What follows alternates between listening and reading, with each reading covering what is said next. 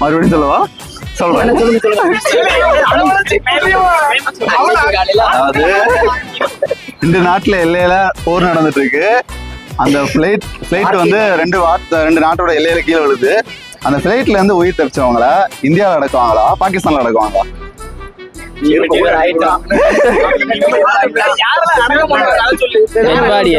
சரி, அவங்க என்ன சொல்றாங்க?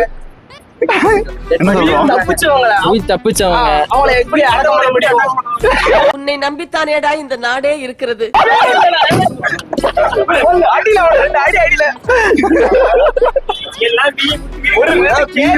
எப்படி பி பாஸ் ஆனமோ எப்படி பி பாஸ் ஆன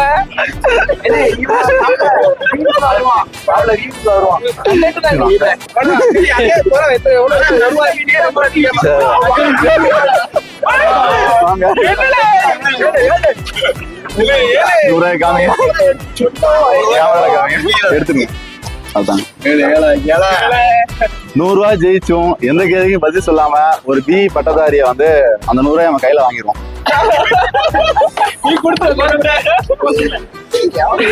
என்ன படம்?